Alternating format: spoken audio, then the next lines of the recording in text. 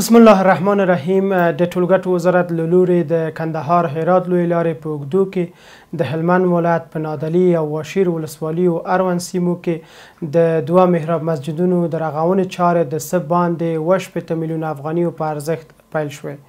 د نادعلي ولسوالي اړوند مسجد د څه باندې 3.9 میلیونه افغانیو په ارزښت او د واشیر ولسوالي اړوند مسجد د څه باندې 3.8 میلیونه افغانیو په ارزښت له خصوصي سکتور سره قرارداد شوې ده چې د رغونې چارې به د یوه کال په موده کې بشپړ او ګټې اخیستنې ته وسپارل شي. د ټولګټو وزارت له لوري د اعلی قدر امیر المؤمنین حفظه الله د حکم په اساس